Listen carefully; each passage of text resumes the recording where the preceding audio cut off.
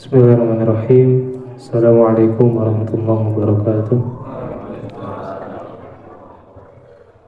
Alhamdulillah, Alhamdulillah wassalatu wassalamu ala Rasulillah wa ala alihi wa sahbihi wa man walah. Wa la haula wa la quwwata illa billah. Allahumma shalli ala Muhammad wa ala alihi wa sahbihi ajmain, amma ba'd. Bapak-bapak rahimakumullah, alhamdulillah di malam hari ini kita bisa melanjutkan kembali di kajian fikih, membahas kitab Mabadiul Fiqhiyah karya Syekh Umar Abdul Jabbar rahimahullahu ta'ala, yang mana kita setelah memasuki bab zakat.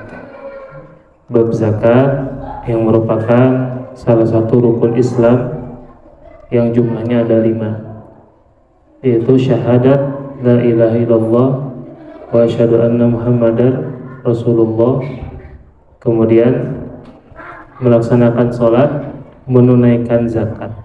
Jadi zakat ini merupakan bagian daripada rukun Islam.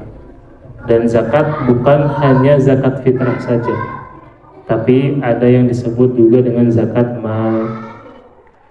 Zakat, sebagaimana yang sudah kita jelaskan, bahwasanya zakat adalah ikhraju miqdarin makhsus, mengeluarkan kadar tertentu. Jadi nggak semuanya yang dikeluarkan zakatnya. Min amwalin makhsusah, apa yang dikeluarkan? Harta. Hartanya yang seperti apa? Nah, kita lihat definisi harta itu apa?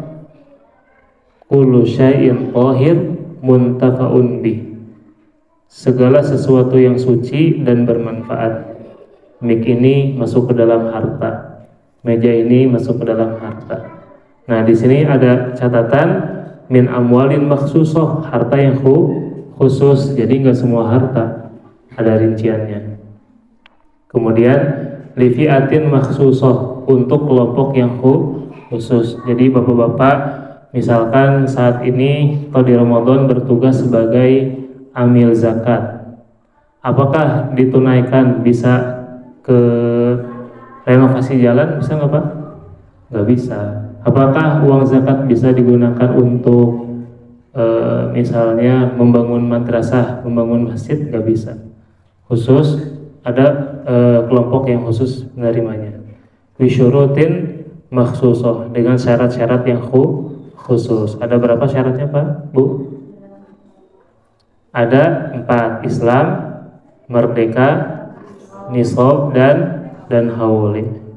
Ini pelajaran zakat harus diulang-ulang ya, jadi biar nempel gitu. Karena kita seringkali kalau belajar zakat itu dilewat atau bahkan cuman belajar tapi sedikit gitu. Makanya perlu diulang biar paham sebagaimana kita memahami fikih thaharah dan fikih sholat.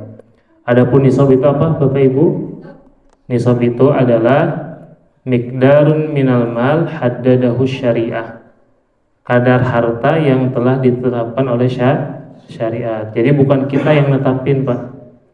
Nah, kapan? Misalkan zakat pada emas, kadarnya berapa? Minimalnya yaitu 85 gram kurang lebih ya. Kemudian sapi, misalkan berapa nisabnya? 30 ekor sapi, itu nisab. Nah, kemudian baru dihitung nanti zakatnya setelah lewat syarat yang berikutnya, yaitu haul ya, lewat 1 tahun menurut kalender hijriyah. Kemarin sudah dibahas juga. Nah, ini harta yang dizakati ya. Ada emas dan perak, hewan ternak, pertanian dan buah-buahan, zakat perdagangan, zakat pertambangan, dan rikaz. Rikaz itu harta temuan qoblal Islam, sebelum Islam datang. Nah, ini pembahasan pekan lalu, yaitu rincian tentang zakat ya, lebih detail. Nah, dari 4 syarat yang tadi, Islam, merdeka, nisab, haul, ini syarat umum zakat pada semua jenisnya. Nah, tapi diantaranya ada syarat-syarat khusus. Yang pertama, emas dan perak. Apa syarat khususnya Bapak Ibu? Bukan perhiasan ya. Jadi kalau perhiasan, nah nggak perlu dizakati gitu. Kan sekarang di masyarakat yang tersebarnya apa Pak? Tiap beli emas, perhiasan, kalung, cincin, zakati 2,5%. Padahal itu bukan zakat. Itu bukan zakat, karena zakat ada ketentuannya oleh syariat. Zakat ada nisabnya, zakat ada haulnya. Berarti itu bukan zakat. Pilihannya bisa jadi sedekah atau infak gitu. Kemudian, jadi jangan keliru ya dalam memahami mengeluarkan 2,5%, karena itu ada aturannya. Kemudian az-zuru wa thimar, pertanian dan buah-buahan. Ada syarat khususnya tidak?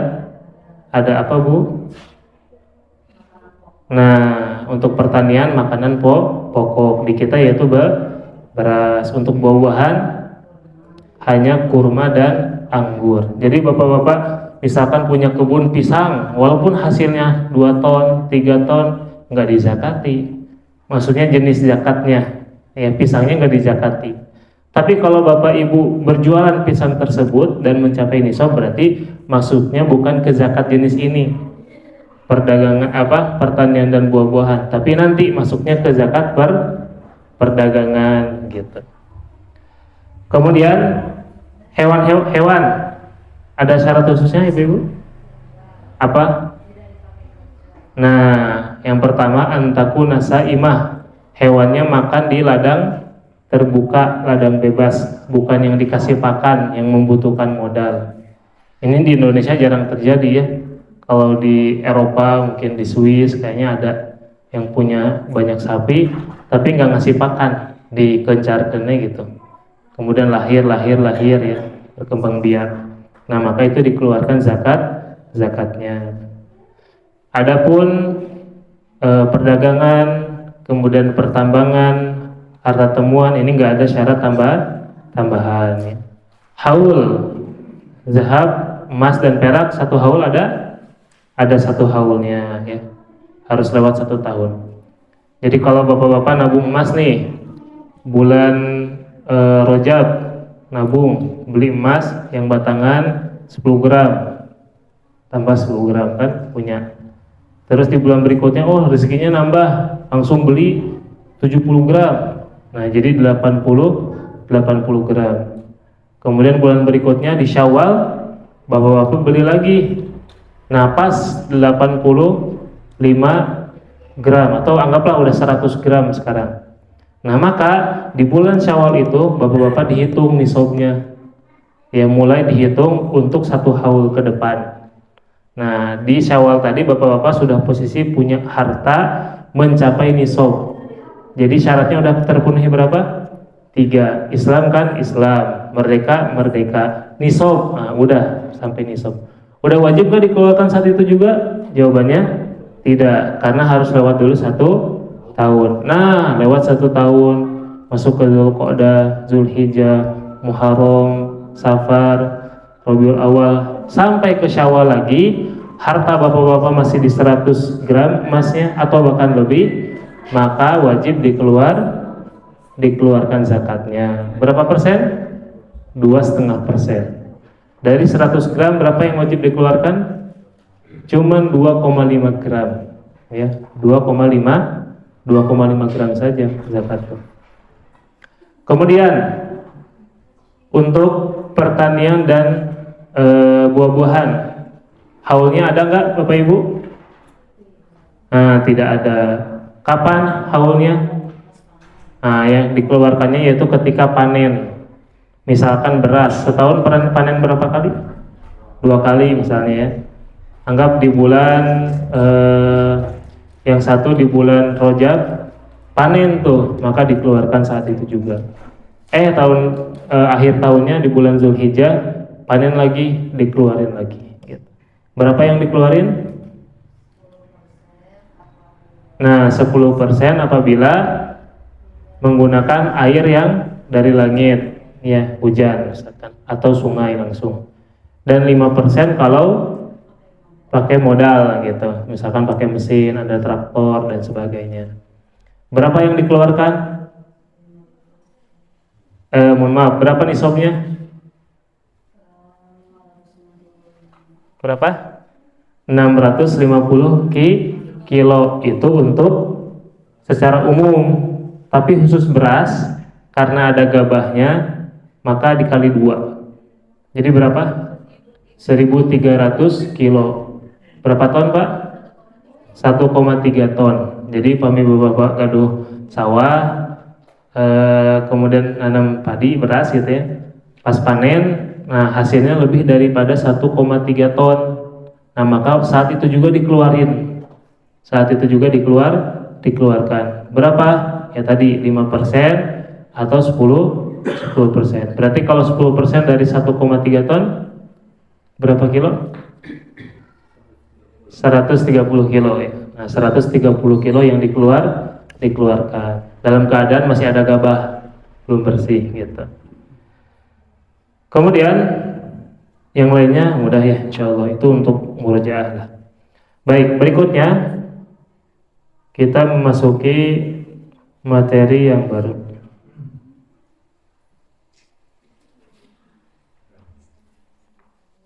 Adapun zakat perdagangan sudah paham ibu-ibu? Insyaallah ya. Jadi zakat perdagangan itu dikeluarkan nisabnya itu saat pertama kali dagang. Misalkan bapak buka restoran, restoran di bulan Ramadan atau jangan Ramadan ya, Ramadan makan pas puasa. Misalkan di bulan Syawal buka restoran. Nah saat itu juga dihitung haulnya. Kalau setahun ke depan ternyata sampai nisab di sekitar keuntungan 85% 85 gram emas, maka dikeluarkan zakatnya. Kapan? Di bulan Syawal juga gitu. Adapun hari ini insyaallah kita memasuki materi yang baru yaitu zakatud dain. Zakatud dain. Apa itu zakatud dain? Zakat hutang. Oh, zakat dibayarin hutang apa? Hutang ada zakatnya. Nah, begini penjelasannya. Ketika Bapak Ibu meminjamkan harta ke seseorang, itu kemungkinan yang dipinjamkan dua hal. Yang pertama harta, kita sebut nukud. Yang kedua masyiyah, hartanya yang gerak gitu. Seperti apa? Misalkan minjemin mobil, misalkan minjemin motor, misalkan minjemin mesin cuci. Ini ada zakatnya enggak? La tajibuz zakah. Nah, untuk harta yang berjalan enggak wajib zakat. Enggak ada zakatnya. Adapun harta, nah maka ini ada rinciannya. Idza kana syakhsul ladzi alaihi ad-dain ghaniyan badilan yajibu ala sahibid dain an yuzakki fi kulli am.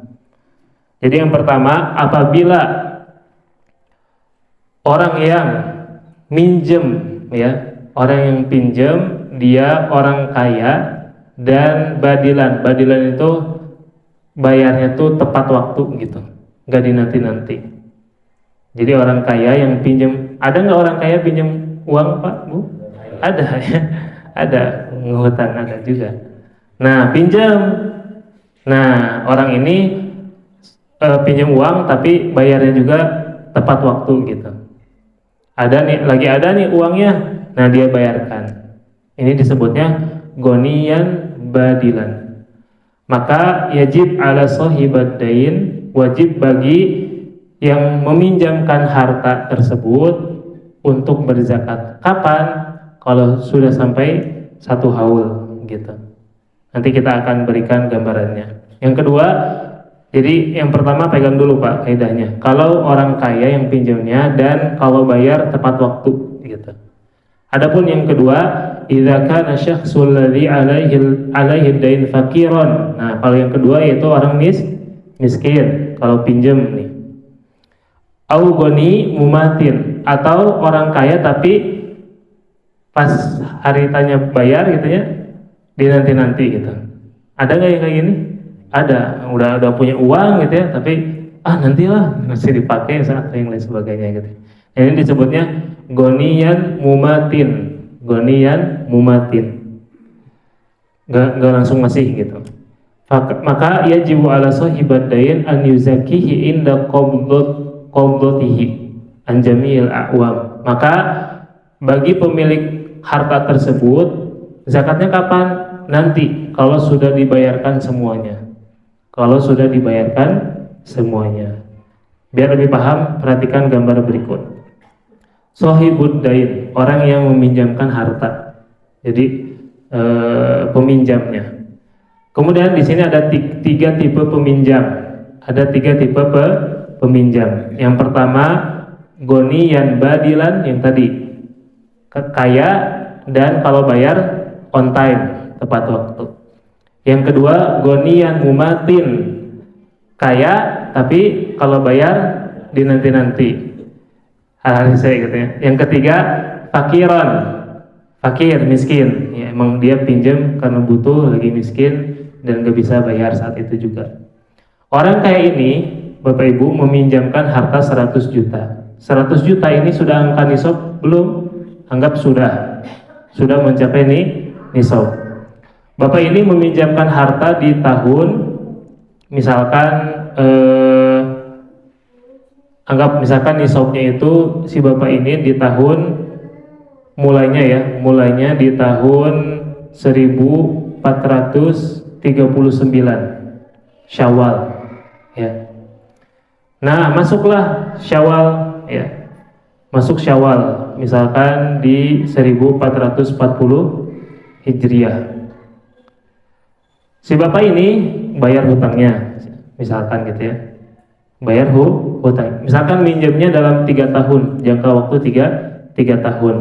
Setiap tahun berarti bayar berapa harusnya? Kalau bagi 3, misalkan bayar 33 jutaan gitu ya. Yang pertama goniyan badilan. Nah, orang kaya ini bayar hutangnya tuh di tanggal tersebut. Maka bagi sohibud dain, bagi yang peminjam, ketika dapat uangnya wajib keluarin zakatnya ya. Dari 33 juta tadi, ketika Bapak ini terima, maka wajib keluarkan 2,5%. Kemudian goniyan mumatin ya, dia nggak bayar, apakah wajib ngeluarin zakat Bapak ini walaupun hartanya belum didapetin? Nggak wajib, nanti. Fakir, tiba waktunya nggak bayar, nanti katanya. Wajib nggak ngeluarin zakatnya? Kan uangnya ada, dipinjam, uang si Bapak ini gitu ya, harus dikeluarin zakatnya. Tapi karena lagi dipinjam dan nggak bayar, maka Bapak ini nahan, nggak ngeluarin. Berarti total kekayaan Bapak ini berapa? Minjemin 3 ini 300 juta kan ya. Nah, ini yang pertama bayar 33 juta, maka keluarin 2,5%. Bapak ini nggak bayar, maka nggak dikeluarin, tapi kita simpan, nanti akan dihitung ya pas Bapak ini nerima semua pinjamannya gitu ya, bayar semuanya. Kemudian tahun berikutnya 1441 goniyan badilan, bayar lagi, maka Bapak ini keluarin lagi zakatnya 2,5%. Goniyan mumatin, nggak bayar ya, atau misalkan bayar tapi nggak full ya, bayar tapi nggak full, atau bayar tapi ya gitu nggak kontan ya, maksudnya nggak tepat waktu, maka nggak langsung dikeluarin. Bapak ini misalkan nerima 10 juta, nggak dikeluarin dulu ya, nggak dikeluarin dulu. Fakir, bayar, maka sama nggak dikeluarin juga, nanti dikeluarinnya. Kapan? Ketika Bapak ini nerima semuanya gitu. Tahun ketiga misalkan goniyan badilan, pelunasan, bayar lagi nih semuanya, sisanya ya hutangnya dibayarin. Kemudian Bapak ini ngeluarin lagi 2,5%. Apakah ketika semua hartanya kembali Bapak ini wajib mengeluarkan lagi 2,5%? Jawabannya tidak. Sudah, karena kan tiap tahun dia mengeluarkan gitu. Nah, untuk goniyan mumatin, ketika akhir baru tuh dibayar semuanya nih full, sisanya ya dibayarin semuanya. Maka Bapak ini ngeluarin zakat yang tahun 40, tahun 41, tahun 42 dijumlahin, maka dikeluarkan berapa persen? 2,5 ya, berarti 7,5% dikeluarin sama Bapak ini gitu. Sama yang fakir juga seperti itu. Paham Bapak Ibu? Masih pusing? Masih pusing ya? Paham Bapak? Insya Allah Bapak tuh paham. Diulangin pelan-pelan. Jadi sahibud dain, pemilik harta. Contoh lah, sekarang ibu yang sebagai peminjamnya ya. Ibu sebagai peminjamnya. Misalkan datang ke saya gitu ya. Badai nambut artos gitu. 100 juta lah 3 tahunan gitu. Nah, saya lihat dulu orangnya kan, ini fakir, goni mumatin, kaya tapi suka di nanti-nanti, atau goni badilan, kaya dan bayar tepat waktu. Kalau yang minumnya fakir, oke, ini 100 juta. Misalkan dicicil dalam 3 tahun per bulan bayar berapa juta? 3 ya? Anggaplah per bulan bayar 3 juta gitu ya. Per bulan bayar 3 juta. Kasih 3 juta, 3 juta lagi, 3 juta lagi. Pas sampai di nisabnya, di haulnya, pas sampai di haulnya, Bapak ini ngeluarin 2,5% nggak dari harta yang lagi dipinjam? Enggak dikeluarin karena fakir. Kapan ngeluarinnya? Kalau sudah semuanya lunas gitu. Kalau sudah lunas baru Bapak ini mengeluarkan zakatnya. Lunasnya dalam berapa tahun? 3 tahun, ya berarti tinggal tambahin selama 3 tahun zakatnya gitu. 100 juta, 2,5%-nya berapa Pak? 2,5 juta, berarti 3 tahunnya? Nah segitu, 7,5 juta yang dikeluarkan Bapak ini. Paham ibu-ibu? Paham ya? Yang kaya gimana? Misalkan sama hutangnya anggap 3 tahun. Anggap 3 tahun ya. Ketika Bapak ini bayar misalkan di tahun 40 ya, maka langsung dikeluarin saat itu juga 2,5%. Dikeluarin saat itu juga berapa? 2,5%. Kemudian pas ketika lunas, misalkan lunasnya bukan pas haul, apakah wajib mengeluarkan? Enggak, udah ngeluarin, setiap tahun dikeluarin untuk zakat yang orang kaya ini.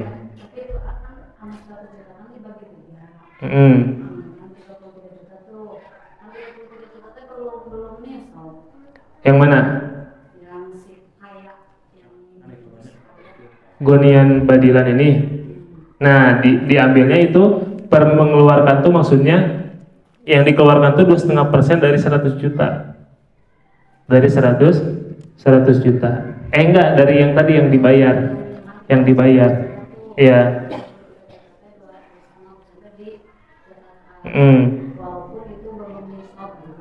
Sampai kan uangnya ada di si Bapak ini. 100 juta itu. Uangnya ada di Bapak ini lagi ngendap di gonian badilan orang kaya ini gitu. Paham? Insyaallah nanti mungkin pekan depan kita ulangin ya sebagai murojaah. Coba perhatikan di kitabnya.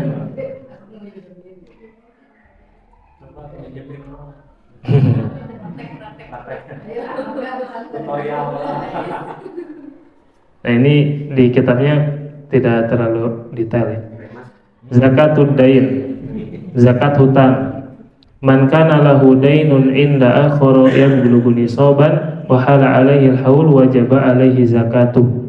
Barang siapa yang memiliki hutang yang sampai nisab dan sudah setahun maka wajib zakat. In kana dain sabitan minal mumkinil husul alaihi wa kana darahim aw min urudi tijarah amma idza kana masyah aw mat'uman fala zakata fi. Ini enggak terlalu rinci ya, seperti yang tadi dibahas. Berikutnya zakatul fitrah ya, zakat fitrah. Adapun zakat fitrah Bapak Ibu, ini disebut juga namanya macam-macam. Ada zakat fitrah. Zakat fitrah, kembali ke suci secara bahasa. Ada zakatul fitri. Zakat fitri ini kembali ke berbuka setelah kita puasa 1 Ramadan. Ada zakat Ramadan, ada disebut juga zakatul badan, zakat badan, zakat jiwa kita. Jadi bukan zakat harta gitu. Nah, zakat itu kan dibagi 2, ada zakat mal, ya. Yang tadi syaratnya apa zakat mal? Secara umum Islam, merdeka dan nisab sama haul. Sekarang zakatul badan, zakat fitrah. Apa syaratnya? Beda sama zakat mal.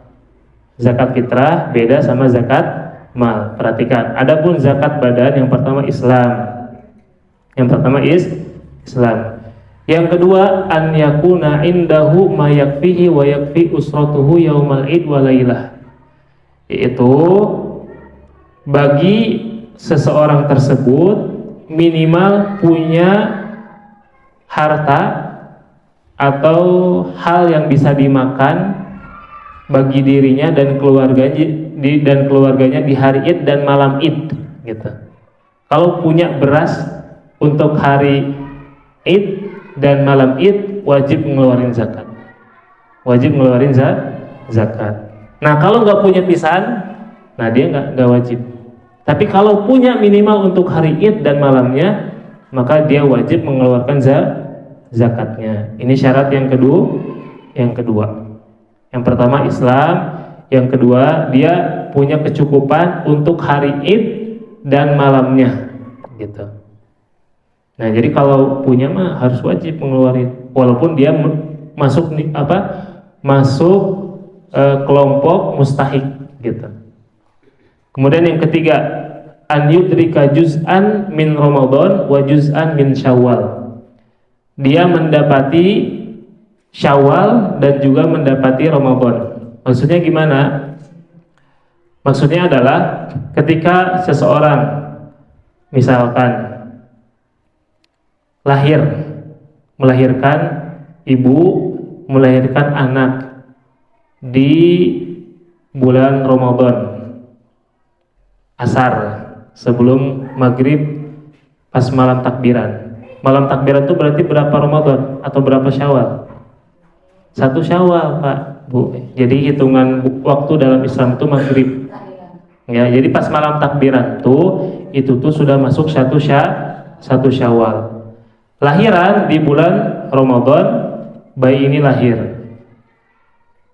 Kemudian umurnya alhamdulillah maju terus sampai masuk 1 Syawal. Nah, wajib dikeluarin zakatnya. Udah kena wajib. Misalkan nih, Aichan saat ini punya 2 anak ya. Ternyata nambah lagi di Ramadan, keluar pas asar. Kemudian masuk anaknya tuh ke Syawal juga. Wajib gak dikeluarin zakatnya? Wajib. Berarti yang ngeluarin Aichan, istri, anak 2 plus 1 tadi tambahan berapa? 5 gitu. Kemudian yang kedua, misalkan ngelahirinnya baru borojol pas malam takbiran. Nama anaknya siapa kalau malam takbiran? Idu. Aidi. Nah, Idku ya. Nah, maka wajib nggak dikeluarin zakatnya, Pak, Bu? Wajib nggak? Kenapa wajib? Nah, tidak, karena nggak dapat Ramadan. Perhatikan, dia mendapatkan Ramadan dan juga mendapatkan Syawal, gitu. Paham ya? Kalau apa? Enggak, yang udah keluar, yang udah jadi bayinya yang keluar, ya, yang dihitung. Pokoknya masuk Ramadan sama masuk Syawal. Contoh nih, paling gampang lah. Azan maghrib jam 18.00, borojolnya pas 17.55, wajib zakat nggak? Wajib. Borojolnya pas 18.05, wajib zakat nggak? Nggak wajib ya. Beda sedikit udah menentukan zakat dan fitrah. Contoh lain, seseorang muslim wafat, meninggal di Ramadan pada asar hari terakhir, wajib zakat nggak? Bagi ahli baitnya, bagi keluarganya dizakatin nggak? Enggak, karena belum dapat Syawal gitu. Kalau wafatnya pas Syawal, wajib dizakati ya. Kalau misalkan belum sempat ngeluarin zakat gitu. Contoh lain, seseorang masuk Islam, masuk Islamnya pas Ramadan, ya, pas Ramadan, misalkan tanggal 15 Ramadan. Sebelum masuk takbiran meninggal, wajib zakat tidak? Nggak wajib. Tapi kalau lewat 1 Syawal, maka yang mualaf ini wajib zakat. Ya, dibalik level ya, pokoknya dapat Ramadan dan juga dapat Syawal. Berapa yang dikeluarkan? 1 so' itu sama dengan 4 mud. 1 mudnya 1 genggaman gini. Ya, kalau sekarang kan alhamdulillah udah ada panduan dari Badan Amil Zakat ya. Nah, jadi sudah gampang. Berikutnya, waktu yakhrujuz zakah ya.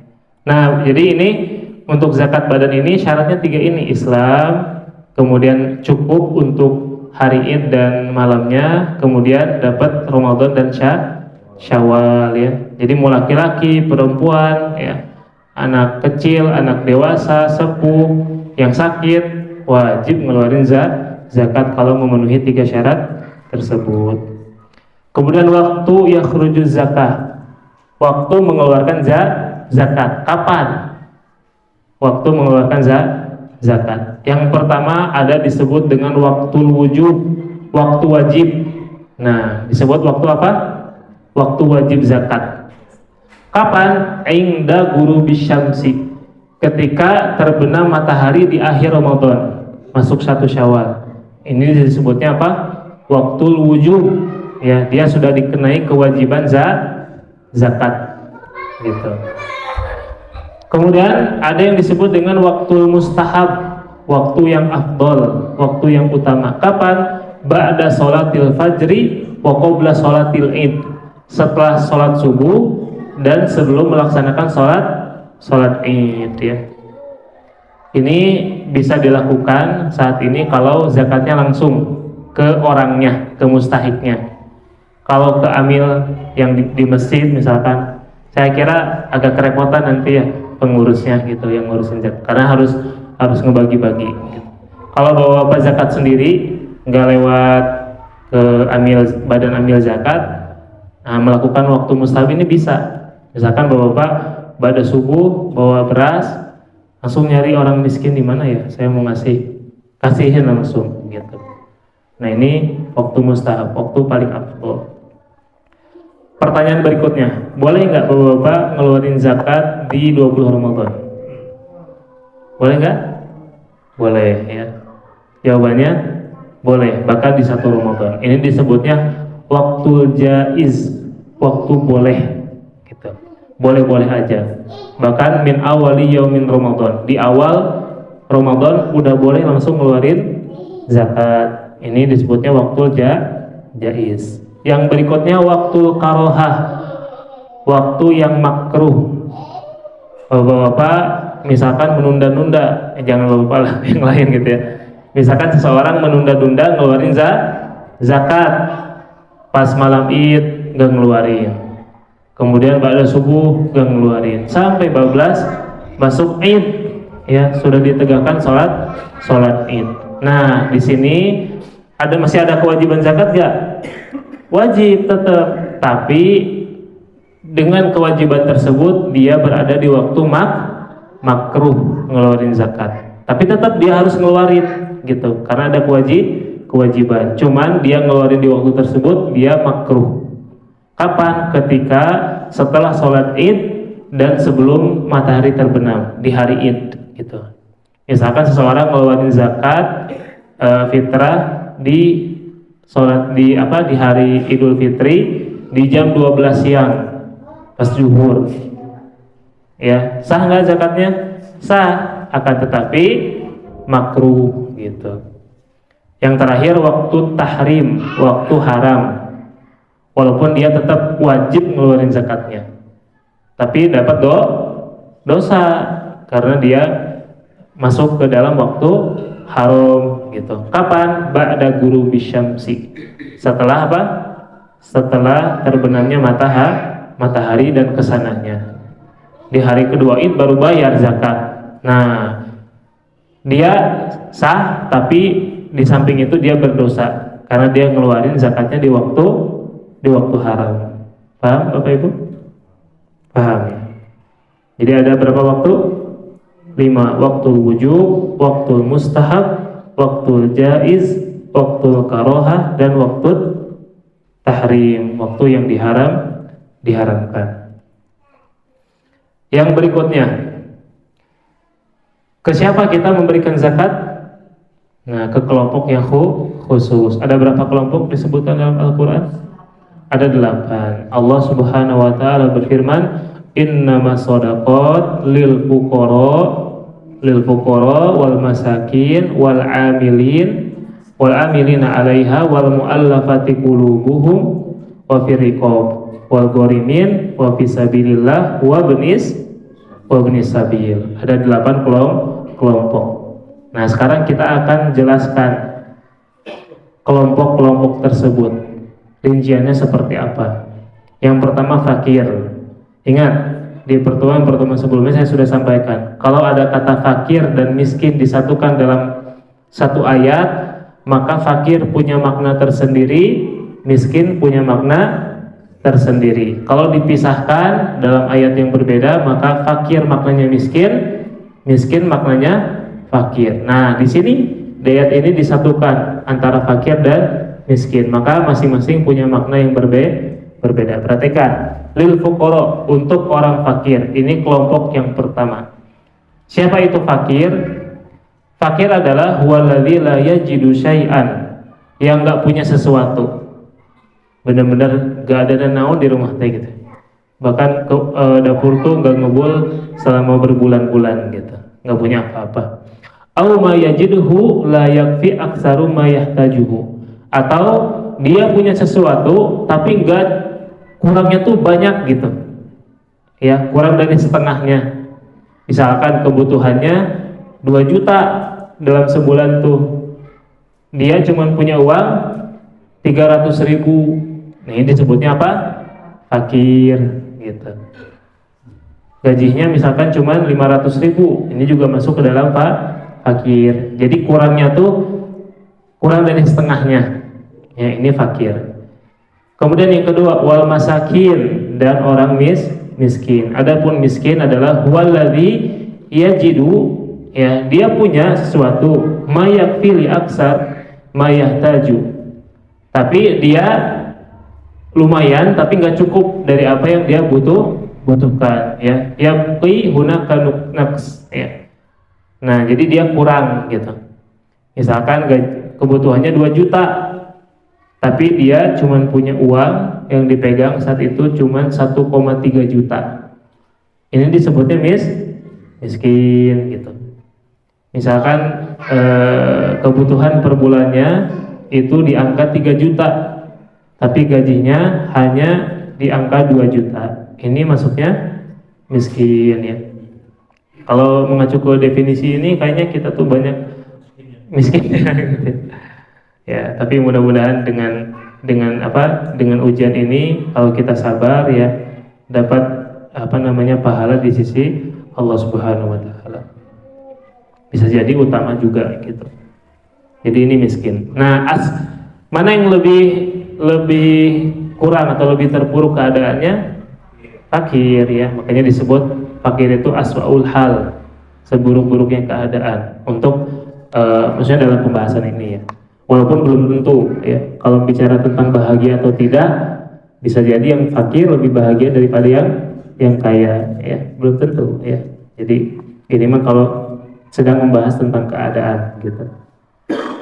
Kemudian wal amilin, dan amil zakat. Siapa itu amil? Huwa man, dia adalah yang dipilih atau yang ditunjuk oleh negara untuk mengumpulkan zakat, membagi-baginya, dan menyerahkannya.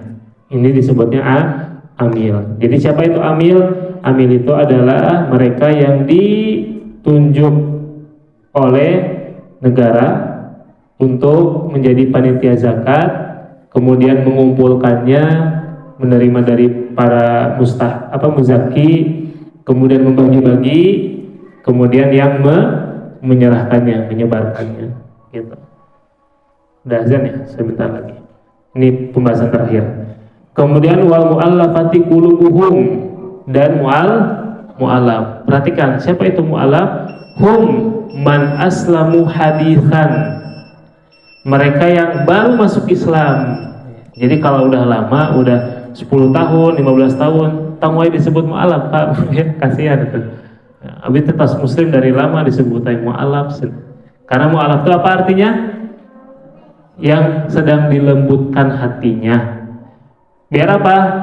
Maka kita menunaikan zakat ke mereka. Untuk apa? Liyastadda hubbuhum li Islam, agar mereka semakin cinta sama itu tujuannya. Jadi walaupun orang kaya gitu ya, kemudian mu'alaf, kita kasih zakat. Supaya apa? Supaya semakin cinta sama Islam. Islam senang dermawan gitu, Masya Allah. Kemudian wafi riqab. Riqab itu apa? Hamba sahaya. Hamba sahaya yang mana yang dimaksud? Hamba sahaya al-abdul mukatibun. Hamba sahaya yang mengajukan perjanjian dengan tuannya untuk dibebaskan dirinya, gitu. Kan hamba sahaya itu didapatkan dari peperangan, Bapak Ibu. Kemudian dijual di pasar budak.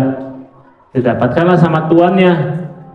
Kemudian hamba sahaya ini kerja dengan sesuai apa yang diperintahkan oleh tuannya.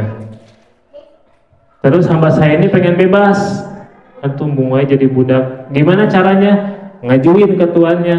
Wahai tuan, saya pengen bebas. Ya, gimana caranya? Maka dibuatlah perjanjian. Oke, kau harus menebus diri engkau dengan harga sekian sekian sekian. Baik tuan, berarti saya minta gaji dan saya juga akan bekerja gitu. Saya akan bekerja. Maka setiap bulan tuh bayar hamba saya ini. Nah, ini yang boleh kita kasih zakat. Biar apa? Nambah buat dia segera membebaskan dirinya dari perbudakan. Paham ya? Kemudian yang berikutnya wal gharimin, dan orang yang punya hutang ya, yang terlilit hutang kita kasih untuk menunaikan hutangnya ya, kita kasih uang zakat. Kemudian wa fi sabilillah, dan yang berada di jalan Allah, fi sabilillah, yaitu mujahid, orang yang berperang di jalan Allah. Adapun mujahid ini, Bapak Ibu rahimakumullah, siapa yang disebut mujahid? Huwallazi yuqatilu li'ila'i kalimatillah. Mereka yang berperang untuk meninggikan kalimat Allah, untuk meninggikan kalimat tauhid. Jadi kalau perang tujuannya bukan untuk ini, ya ini bukan enggak yang dimaksud mujahid yang sesungguhnya gitu. Misalkan perang sesama muslim, ini berarti bukan untuk menegakkan kalimat Allah gitu. Nah, ini ada rinciannya. Yang pertama, mujahid ini ya'khudhu ratiban min daulah. Mereka dapat gaji dari negara.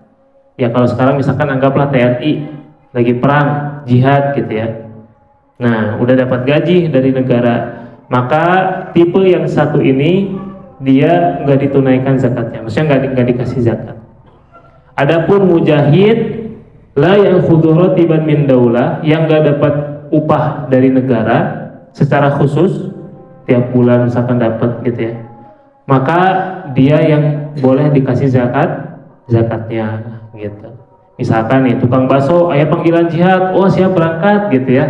Nah, maka tukang bakso ini bisa dikasih uang zakat ya, dengan asnaf apa? Fisabilillah. Kemudian yang berikutnya wabnis sabil, ibnu sabil atau musafir. Siapa mereka? Musafir alladzi la yajidu malan lis-safar au fi safar. Musafir adalah mereka yang enggak punya uang untuk safar. Misalkan di Kampung Dago ini ada yang pengen melanjutkan studi belajar ke Mesir atau ke Madinah, tapi enggak punya bekal, Pak, Bu.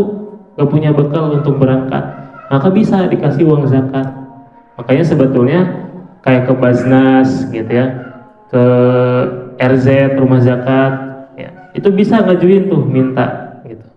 Saya mau berangkat safar tapi nggak punya nggak punya uang gitu ya, maka itu bisa ngajuin, kemudian diberikan uang zakat dengan asnaf apa? Ibnu Sabil. Jadi ini mau berangkat, masih di negaranya, masih di kotanya, mau keluar, nggak punya bekal, nah ditunaikan zakat.